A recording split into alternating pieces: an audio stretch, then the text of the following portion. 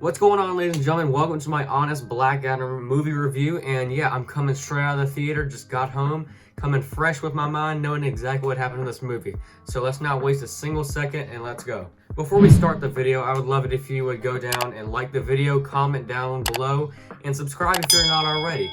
And if you see behind me, yeah, I got some of these Black Adam Funko Pops. Want to know how I got those? I worked, but it's not from YouTube, so kind of broke. Please help. Yeah, I know I'm still joking around, but like, yeah, it'd be really good if you went down and subscribed. It helps me out a lot. I also have my Instagram handle down there below. There's a Discord server down below if you also want to as well. So there's no harm in that. Go down there, click those links, and let's go on with the review. Starting off the movie, we get to see Black Adam go through like his origin state, and we do get to see that like his son is played off to be like a younger version of himself.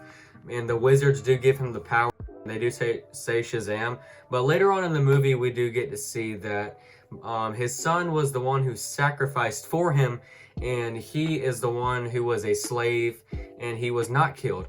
And, his son was killed and his wife was killed in his place. But his powers were born out of rage. And it's an awesome thing that we get to see how his suit was, like, as he shoots up into the sky, his suit gradually builds as he is basically elevated into darkness, I think, because that's why his name is Black Adam. But we do get to see the wizard from Shazam, if you've seen that movie.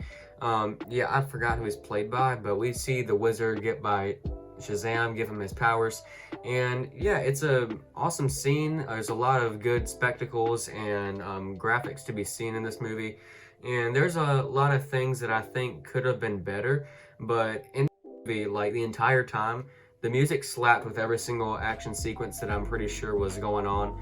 And yeah, Black Adam and Hawkman go at it for a while, and Dr. Fate, Atom Smasher, and the other Wind Girl, yeah, they're pretty cool. Dr. Fate is a pretty cool character as well, and we do get to see like he can see into the future and figure out what's going on.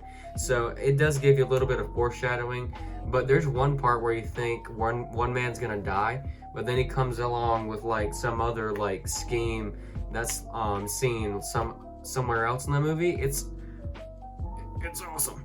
I'm just gonna go ahead and get the bad things out of the way, and yeah, I think there's more good in this movie than there is bad.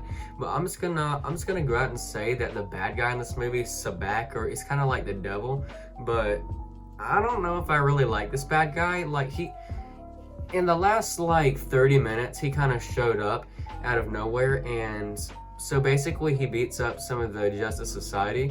But then like Black Adam comes in and rips him to shreds in like 5 minutes, and I don't know if that bad guy was really meant to stick around for long, but I feel like they were kind of building up the entire movie to come with this bad guy like in at the end, but then it didn't really pay off because I feel like this bad guy was just somebody that nobody really appealed to. He was just kind of like a soulless dude, I guess, and like I don't know if he really posed a threat to anybody because like you couldn't really take him seriously because like in the end Black Adam just rips his head in half and he dies pretty easily, and I feel like that like literally Superman could do that too, but honestly Black Adam made him look like a chump. Another like bad thing that I didn't really like about the movie was that, well, I really don't know. Like, I feel like that the story was kind of like paced along with the action. So you get kind of the story along with the action. But when they did talk, it did feel like they kind of didn't talk for that much, or it wasn't really them talking for that long, because it feels like that you went into another action sequence right after, which I really love the action sequences. I really think that they played them out really well here. And the first part where they awaken Black Adam, like I feel like there's one big slow motion scene. If you've seen X-Men Days of the Future Past, where Quicksilver is going through switching a bunch of stuff in like real time, I do feel like that it's kind of played off like that with the song Paint It Black by the Rolling Stones going in the background. I think it's played in part one of their trailers.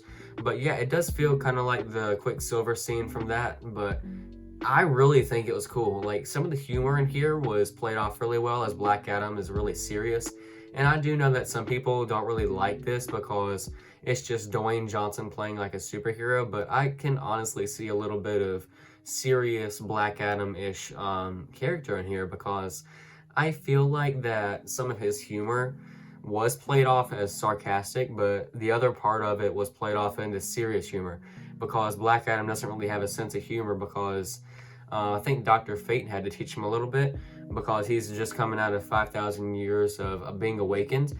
But yeah, I feel like this really does include a really good part to the movie. And one of the guys who's comic relief is like the bigger heavyset guy who's a comedian. I think he has like the glasses like the brother of the one lady who's trying to get the crown. But yeah, I feel like that he was much needed, very funny person who was included in this movie. I feel like he did do a great job. A lot of the people did do a great job. I feel like the person who portrayed Hawkman did a pretty good job at portraying that. But I really don't like his voice very much, so it kind of tingled with my mind a little bit. So I was like, I don't really know if I like you, but you're pretty cool. So I decided to think he was cool anyway. But Adam Smasher, he's a pretty cool, but I really can't get the thought out of my mind that he doesn't look like Deadpool.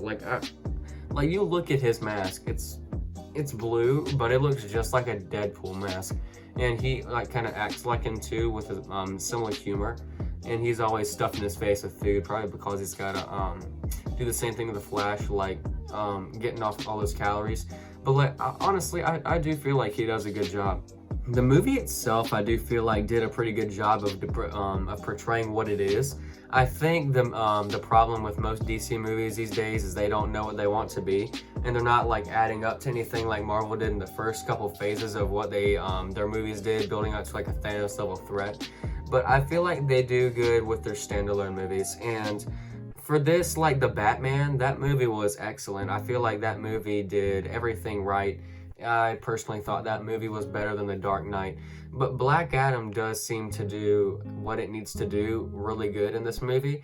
And I feel like if they do progress into like another film, like what they did in that post-credit scene, oh my gosh, that post-credit scene, oh my god. Yeah, that post-credit scene was awesome. You get Amanda Waller, who's usually in Suicide Squad, come out and talk to Black Adam. And he's like, there's no one on this planet that can stop me. And she's like, all right, say less, somebody get somebody else. So basically, Superman shows up, the theme starts playing, and he's like, we need to talk. And literally the entire theater that I was in went crazy. And me and my boy were like, whoa. But like, I'm gonna be completely honest, that was probably one of the most hyped post-credit scenes that I've been to in a while.